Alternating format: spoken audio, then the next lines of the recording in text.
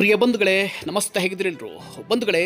ಇತ್ತೀಚೆಗಂತೂ ದಲಿತರ ಮೇಲಿನ ದೌರ್ಜನ್ಯ ದಿನೇ ದಿನೇ ಹೆಚ್ಚಾಗ್ತಾ ಹೋಗ್ತಾ ಇದೆ. ಚಿತ್ರದುರ್ಗ ಜಿಲ್ಲೆ ಕೆಡಿ ಕೋಟೆಯಲ್ಲಿನ ದಲಿತರ ಮೇಲೆ ಜಾತಿ ನಿಂದನೆ ಮತ್ತು ಹಲ್ಲೆ ನಡೆದಿರುವ ಬಗ್ಗೆ ವರದಿಯಾಗಿದೆ. ಕೂಲಿ ಕೆಲಸಕ್ಕೆ ಹೋಗಲಿಲ್ಲ ಎಂಬ ಕಾರಣಕ್ಕೆ ಹಾಗೂ ವಿವಿಧ ವಿಷಯಗಳಿಗೆ ಸಂಬಂಧಿಸಿದಂತೆ ದಲಿತ ಸಮುದಾಯದವರ ಮೇಲೆ ದೌರ್ಜನ್ಯ ಎಸಗಲಾಗಿದೆ ಎಂದು ಆರೋಪಿಸಲಾಗಿದೆ. ಆರೋಪಿಗಳ ಬಂಧನಕ್ಕೆ ಮೀನಾಮೇಷ ಎಣಿಸ್ತಾ ಇರೋ ಪೊಲೀಸರು. ಆರೋಪಿಗಳ ಬಂಧನಕ್ಕೆ ಆಗ್ರಹಿಸಿ ಕೆಡಿ ಕೋಟೆ ಗ್ರಾಮಸ್ಥರ ಪ್ರತಿಭಟನೆ. ಚಿತ್ರದುರ್ಗ ಜಿಲ್ಲೆ ಚಳ್ಳಕೆರೆ ತಾಲೂಕಿನ ಕೆಡಿ ಕೋಟೆ ಗ್ರಾಮದಲ್ಲಿ ನಡೆದಿರುವಂತಹ ಘಟನೆ ಇದಾಗಿದೆ. ಚಿತ್ರದುರ್ಗ ಡಿಸಿ ಕಚೇರಿ ಮುಂಭಾಗ ಬೃಹತ್ ಪ್ರತಿಭಟನೆ ನಡೆಸಲಾಗ್ತಾ ಇದೆ. ಸ್ಥಳಕ್ಕೆ ಎಸ್ಪಿ ಮತ್ತು ಡಿಸಿ ಬರುವಂತೆ ಪಟ್ಟು ಹಿಡಿದ ಗ್ರಾಮಸ್ಥರು ಸುರಿಯುವ ಧಾರಾಕಾರ ಮಳೆಯ ನಡುವೆ ಬೃಹತ್ ಪ್ರತಿಭಟನೆ ನಡೆಸಲಾಯಿತು. ಸತತ ಅರ್ಧ ಗಂಟೆಯಿಂದ ಸುರಿಯುತ್ತಿರುವ ಮಳೆಯಲ್ಲೇ ಬೃಹತ್ ಪ್ರತಿಭಟನೆ.